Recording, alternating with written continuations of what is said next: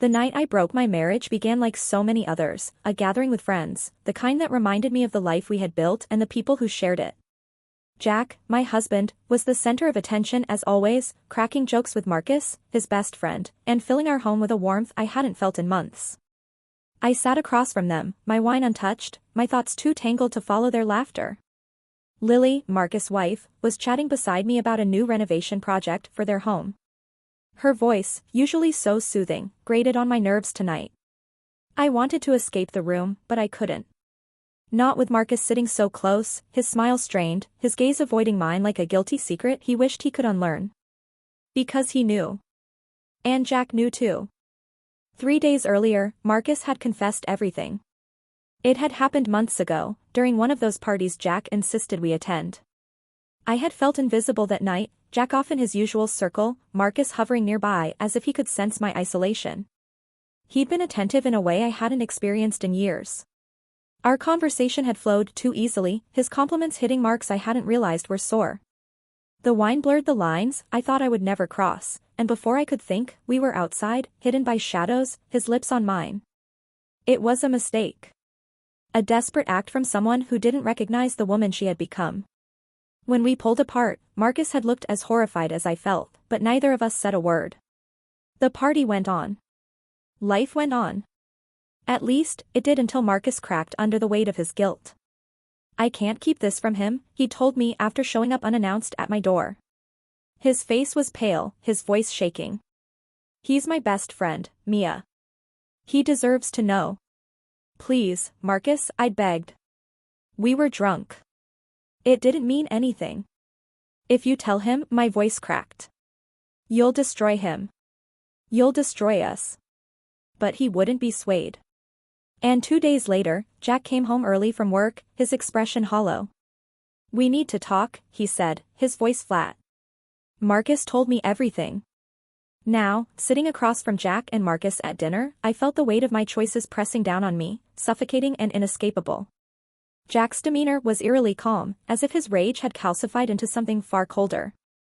Marcus wouldn't meet my eyes, his laughter with Jack forced and brittle, a weak attempt to maintain some semblance of normalcy. More wine, Mia.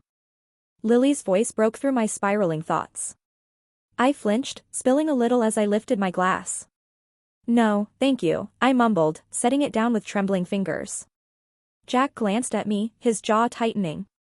He hadn't confronted me beyond that initial conversation.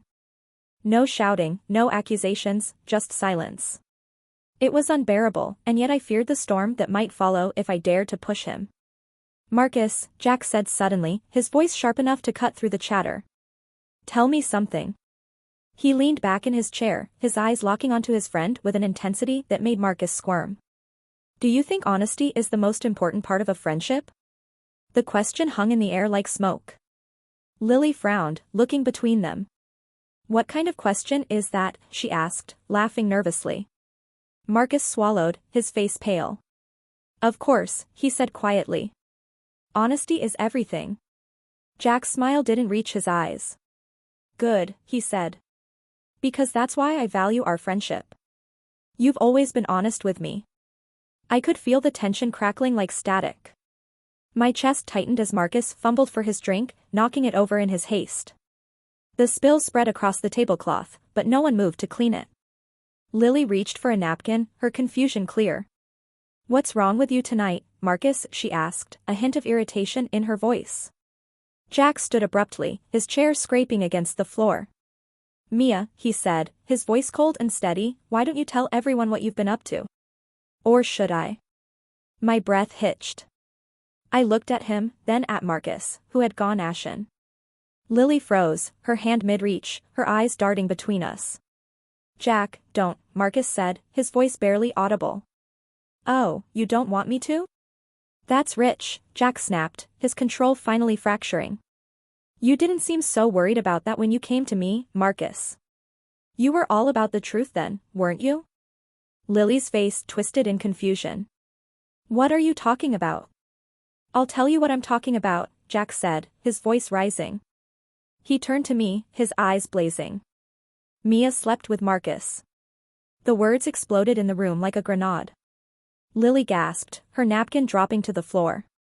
Marcus buried his face in his hands. I sat frozen, my heart pounding so loudly I could barely hear Jack as he continued. She slept with him at a party, he said bitterly. Then came home and acted like nothing happened. Like our marriage meant nothing. He shook his head, his voice breaking. And my best friend, the man I've trusted with everything, went behind my back and did this. Jack, I started, my voice trembling. Please. Don't, he hissed.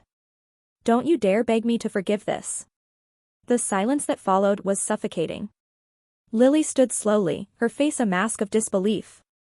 Marcus, she said, her voice trembling. Tell me this isn't true. Marcus opened his mouth, but no sound came out. That was all the answer she needed. Her face crumpled as she turned and fled the room. Marcus ran after her, leaving Jack and me alone. He stared at me for a long moment before shaking his head. We're done, Mia, he said. The kids and I are leaving tomorrow. I've already filed for divorce. Tears blurred my vision. Jack, no.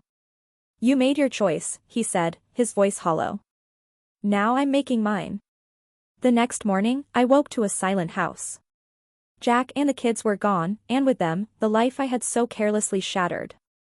When I woke the next morning, the house was still, like a graveyard after everyone's left. The kids' laughter was gone, their toys no longer scattered in the living room. Even the air felt different and thicker, heavier, as if it, too, mourned what was lost. Jack had taken everything that mattered. I walked through the house, numb. In the hallway, their bedrooms were stripped bare, as though they'd never lived here. Bella's pink unicorn blanket, Max's Batman poster, all gone. My chest tightened as I stood in the doorway of Max's room, staring at the empty bed frame. The only thing left was a scuffed soccer ball in the corner. I picked it up and clutched it to my chest, my knees buckling beneath me as I sank to the floor. How did it get to this? Later that day, Marcus showed up. He didn't knock. He just walked in like he owned the place, like his betrayal hadn't gutted my entire life. His face was pale, his eyes bloodshot. He looked like hell, good. At least he wasn't walking around like nothing happened. We need to talk, he said, his voice hoarse. I stood there in the kitchen, gripping the edge of the counter to keep my hands steady. The sight of him made my blood boil. You've got some nerve coming here, Marcus. Mia, please, he said, stepping closer. Jack won't answer my calls. Lily packed her things and left last night. She's staying with her sister. He ran a hand through his hair, looking utterly lost. I need to know what's going on. What's going on? I snapped, throwing my hands up. What's going on is that we ruined everything. My marriage. Your marriage. The kids' lives. That's what's going on. I know, he said quietly. And I'll never forgive myself. I laughed bitterly, the sound sharp and humorless. You think that fixes anything? Your guilt doesn't fix a damn thing, Marcus. Jack hates me now. And you? You're dead to him. Marcus flinched, his shoulders sagging like the weight of the world was crushing him. I didn't mean for any of this to happen. Neither did I whispered, tears streaming down my face. But here we are. That night, I sat in the darkened living room, scrolling through old photos on my phone. Family trips to the beach, birthday parties, lazy Saturday mornings with pancakes and cartoons. Jack's smile lit up every picture, his arm always wrapped protectively around me or one of the kids. It all looked so perfect, so distant, like someone else's life entirely. My phone buzzed, snapping me out of my spiral. A text from an unknown number lit up the screen. Mia. It's Lily. We need to talk. My stomach dropped. I hesitated, my thumb hovering over the screen. What could she possibly want? After a moment, I responded. What is there to talk about? The reply came almost instantly. Meet me tomorrow. Noon. Java Jive Cafe. When I walked into the cafe the next day, I spotted Lily immediately. She was sitting in a corner booth, her sunglasses still on even though the place was dimly lit. Her long blonde hair was pulled into a loose ponytail, and she stirred her coffee absently, as though she'd forgotten it was there. She didn't look up as I approached. I slid into the seat across from her, my heart pounding. You wanted to talk? I asked, trying to sound calm. Lily took off her sunglasses, revealing red-rimmed eyes. She looked at me with a mixture of sadness and anger that made my throat tighten. Do you know what it's like to wake up one morning and realize your entire life is a lie? Her words hit me like a punch to the gut. Lily, No, she said sharply, holding up a hand. Don't apologize. I don't want to hear it. I just want answers. I don't know what to tell you, I said softly. It was a mistake. One terrible, stupid mistake. Lily let out a bitter laugh, shaking her head. A mistake? Mia, mistakes are forgetting an anniversary or burning dinner. What you and Marcus did wasn't a mistake. It was a choice. I know, I whispered, my voice breaking. I know, and I'll regret it for the rest of my life. For a moment, we sat in silence, the hum of the cafe around us. Then Lily leaned forward, her voice low and trembling. Marcus told me something last night, she said. Something about Jack. My pulse quickened. What about Jack? Lily's eyes locked onto mine, filled with something I couldn't quite place, pity? Anger? Fear? He's not just leaving, Mia. He's planning to take the kids out of state. Permanently. The words hit me like a freight train. What? He thinks you're unfit, she said bluntly. And honestly? I don't blame him. That's not fair, I shot back, my voice rising. I'm their mother. And what kind of example are you setting for them? Lily countered, her voice sharp. You tore apart their family, Mia. Jack's just trying to protect them. I sat back, my hands trembling. You don't understand, I said weakly. It wasn't just me. Jack, he hasn't been there for me, not really, not for years. Lily's expression softened slightly, but her voice remained firm. Whatever Jack's faults, he didn't betray you. He didn't destroy everything you built together. You did that. The truth of her words was like a slap in the face. I had no defense, no justification. All I had was the crushing weight of my actions and the looming threat of losing my children forever. Lily stood, sliding her sunglasses back on. Fix this, Mia, she said, her tone softer now. If not for Jack, then for Bella and Max. They deserve better than this mess. And then she was gone, leaving me alone with my guilt and the cold coffee I couldn't bring myself to drink. When I got home, I found a lawyer's business card on the counter. Jack must have left it there as a warning, or maybe a declaration of war. Either way, the message was clear, my time was running out. I sank into a chair, clutching the card in my hand. If Jack was really planning to take the kids, I had to fight back. But how do you fight for a life you already destroyed? I didn't have the answer yet, but I knew one thing for sure, I wasn't giving up without a fight. The next morning, I woke to sunlight slicing through the blinds, sharp and uninviting. Jack's absence felt like a gaping wound.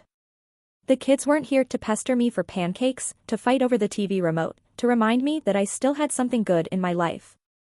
It was just me, and the silence was unbearable. I couldn't sit in that emptiness. Not with the threat of losing my children hanging over my head. Jack had left that lawyer's card as a challenge, and I wasn't about to back down. Not when everything that mattered was at stake. I made the call before I could chicken out.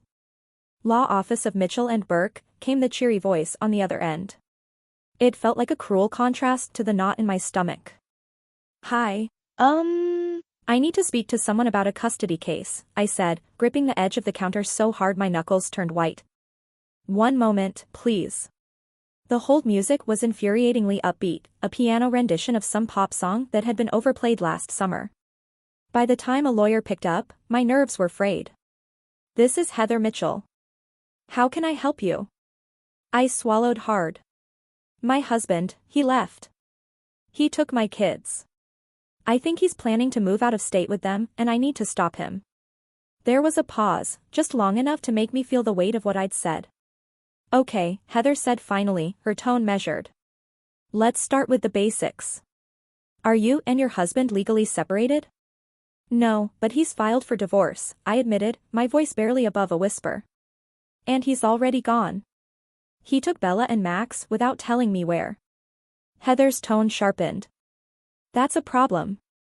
Legally, he can't just leave without your consent, not while the custody agreement is undecided. Do you know where he might be staying? No, I said, my chest tightening. But his parents live in Kansas. That's where I think he's going. Okay. I'm going to need you to come into my office.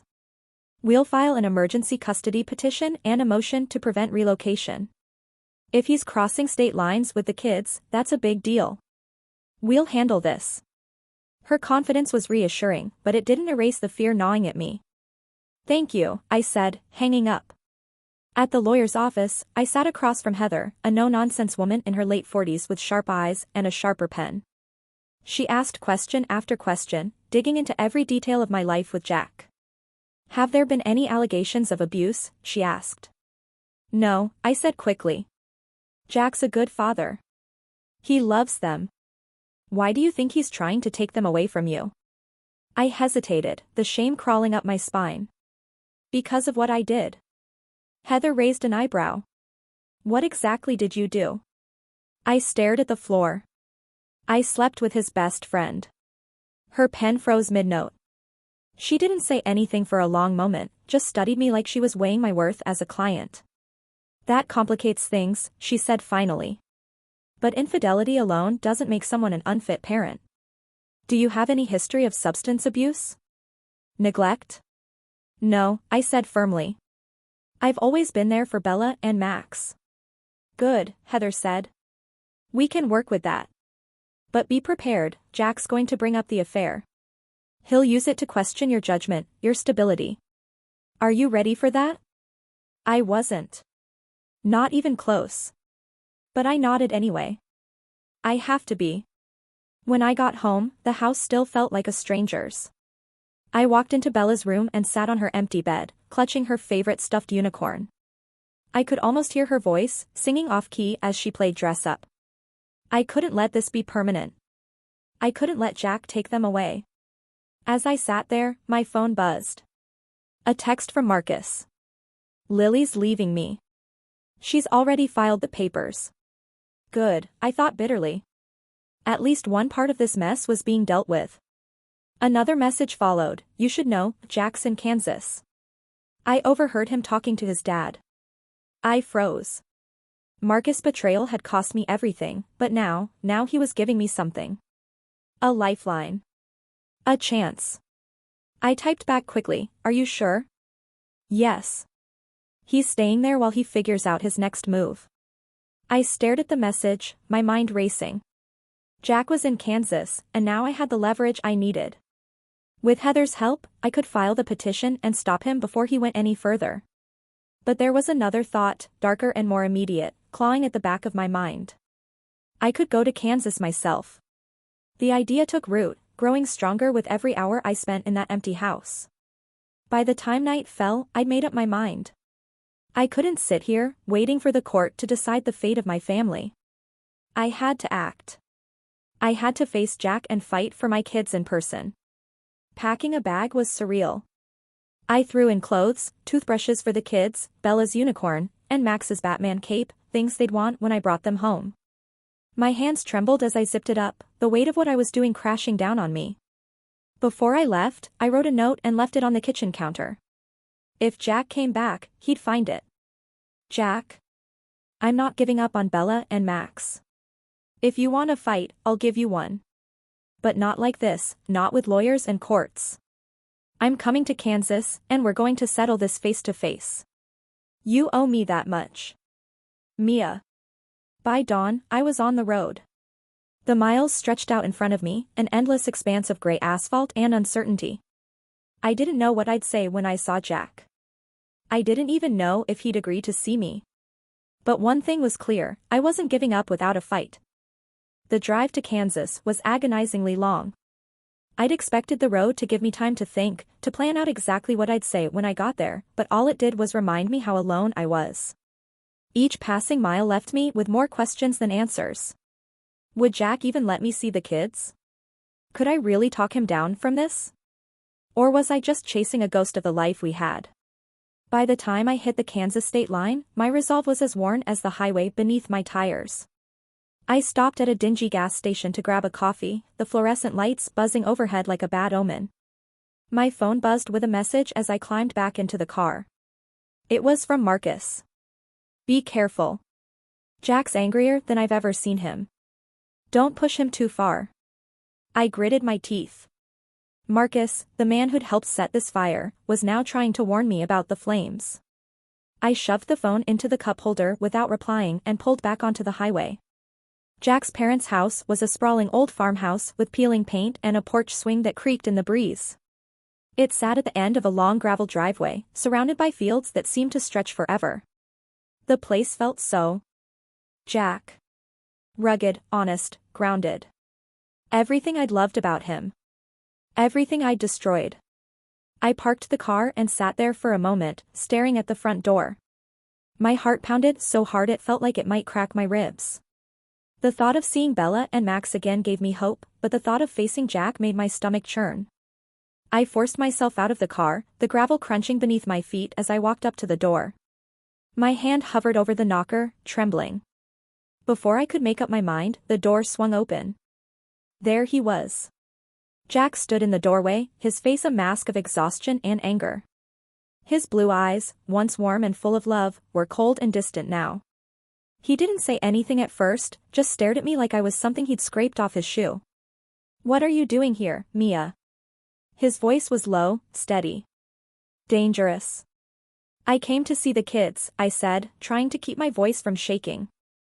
I have a right to see them. You have no right to anything, he snapped. Not after what you did. Jack, please, I said, my voice breaking. They're my children too. You can't just take them and disappear. His jaw tightened, and for a moment, I thought he might slam the door in my face. But then he stepped aside, his movements stiff and reluctant. They're in the backyard, he said. But don't think for a second that this changes anything. I nodded, slipping past him into the house. The air inside was heavy with the smell of old wood and coffee. It felt familiar, like a place I'd been 100 times before, even though I hadn't. I made my way to the backyard, my heart racing. Bella and Max were playing on an old tire swing, their laughter ringing out like a melody I'd missed more than I realized. The sight of them hit me like a tidal wave, and for a moment, I couldn't move. They were so beautiful, so innocent, so unaware of the mess I'd made of their lives. Mommy. Bella's voice cut through my paralysis. She jumped off the swing and ran to me, her little arms wrapping around my legs. Max followed close behind, his face lighting up when he saw me. I dropped to my knees, pulling them both into a tight hug. Tears streamed down my face as I held them, their warmth filling the empty spaces in my heart. Where have you been, Mommy? Bella asked, her big brown eyes searching mine. I had to take care of some things, I said, brushing her hair out of her face. But I'm here now. I'm here. Max tugged on my sleeve. Are you staying with us, Mommy? Before I could answer, Jack's voice cut in from the doorway. No, she's not. The kids turned to look at him, their smiles fading. Jack's gaze was locked on me, hard and unyielding. Inside, both of you, he said, his tone leaving no room for argument. Now. Bella hesitated, looking back at me. But. Now, Jack repeated, sharper this time. Reluctantly, they obeyed, their small hands slipping out of mine as they trudged inside. The screen door slammed shut behind them, leaving me alone with Jack. What the hell do you think you're doing, Mia? He demanded, stepping closer. You show up here, unannounced, after everything you've done? You think I'm just going to let you waltz back into their lives like nothing happened? They're my kids too, Jack, I shot back, my anger rising. You can't just take them away from me. You didn't seem too concerned about them when you were screwing Marcus, he said, his voice dripping with venom. That's not fair, I said, my voice trembling. I made a mistake, a terrible mistake, but I love them. I love them more than anything. Jack laughed bitterly. Love? You think love excuses what you did? You tore this family apart, Mia. And now you think you can just come here and play the victim? I'm not trying to play anything, I said, tears streaming down my face. I just want to make things right. It's too late for that, he said, his voice cold. You broke us, Mia. And I'm not going to let you drag the kids through your mess. They deserve to have their mother, I pleaded. Please, Jack. Don't do this.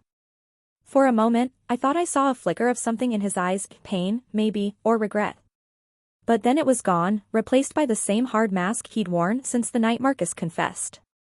Get off my property, he said quietly. Before I call the cops. The drive back to my motel was a blur. My mind raced, my chest aching with the weight of Jack's words. He was right, I had broken us. But I couldn't let this be the end. I wouldn't lose my children. Not without a fight. I didn't know how, but I would find a way to bring them home. I didn't sleep that night.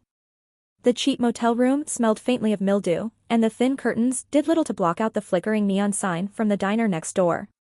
I lay on the stiff bed, staring at the ceiling as the events of the day replayed over and over in my mind. Jack's words haunted me. His anger, his pain, they weren't misplaced. I had betrayed him. I had destroyed the trust that held our family together. But as much as I hated myself for what I'd done, I couldn't let it end like this. Bella and Max needed their mother, no matter how flawed she was. By sunrise, I had made a decision. If I couldn't convince Jack to let me back into their lives, I'd fight for them in court. But first, I needed one last chance to say my piece, to show Jack that, despite everything, I was still their mother. When I pulled into the driveway of Jack's parents' house, my hands trembled on the steering wheel. The gravel crunched beneath my tires, the sound unnervingly loud in the stillness of the morning. The farmhouse stood silent, the curtains drawn. My stomach twisted as I stepped out of the car. Before I could reach the door, it swung open. Jack stood there, his expression hard and unyielding. He was already dressed, his car keys dangling from his hand. You don't give up, do you? He said flatly. No, I said, my voice steady despite the fear twisting in my chest. Not when it comes to Bella and Max. He sighed, running a hand through his hair. Mia, we've been through this. You're not. Just let me talk, I interrupted. Please. 5 minutes. Then, if you still want me to leave, I will. He hesitated, his jaw tightening. Then, with a curt nod, he stepped aside. 5 minutes. We sat in the living room, the space filled with the awkward tension of two people who used to share a life but now barely recognized each other. Jack leaned forward, his elbows on his knees, watching me like I was a stranger. I know I don't deserve forgiveness, I began, my voice trembling. I know I hurt you, and I hurt them. I can't take back what I did, Jack. I can't change the past.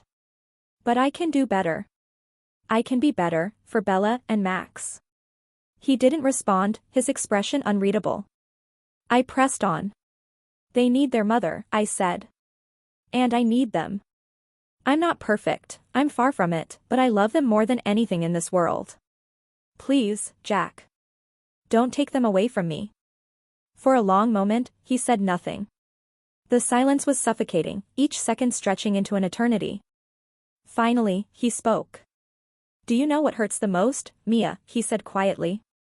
It's not what you did with Marcus. It's that you didn't think about what it would do to us. To the kids. To me. Tears streamed down my face as his words cut through me. I did think about it, I whispered. I thought about it every day since. I hate myself for what I did. But I can't lose them, Jack. I can't lose you.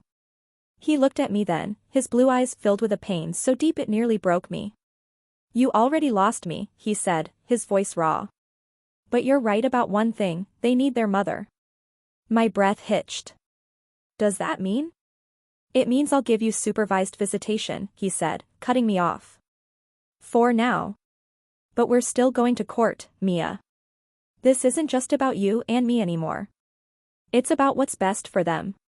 It wasn't the answer I'd hoped for, but it was something, a chance. A flicker of hope. Thank you, I said, my voice trembling. Thank you. Don't thank me, he said, standing. Just prove you can put them first. The next few weeks were a blur of court dates and custody hearings. Jack stuck to his word, allowing me supervised visits with Bella and Max. Each moment with them was bittersweet, filled with laughter and love, but overshadowed by the knowledge that I still had so much to prove. I worked harder than I ever had in my life. I found a therapist, began attending parenting classes, and threw myself into rebuilding the trust I'd shattered. It wasn't easy. Some days, the weight of my mistakes felt unbearable. But every time I saw Bella's smile or heard Max's laugh, I remembered what I was fighting for. Months later, the custody agreement was finalized. I was granted joint custody, with the condition that I continue therapy and maintain a stable home environment. It wasn't perfect, but it was more than I could have hoped for. Jack and I barely spoke, our conversations limited to logistics and the kids. The warmth we'd once shared was gone, replaced by a cold civility. It hurt, but I understood. Healing would take time, if it ever came at all. One night, as I tucked Bella and Max into bed, Bella looked up at me with her big, curious eyes. "Mommy," she said, "are you sad that you and Daddy aren't together anymore?" Her question caught me off guard, but I managed a smile. "Sometimes," I admitted. "But what matters most is that we both love you and Max very much." She nodded, satisfied with my answer. As I kissed her goodnight, I felt a glimmer of something I hadn't felt in a long time, peace. I wasn't the same woman who had made that terrible mistake. I was stronger now. Wiser. And though the road ahead was still uncertain, I knew one thing for sure: I would do whatever it took to be the mother Bella and Max deserved. The mother they needed. The mother I was determined to become.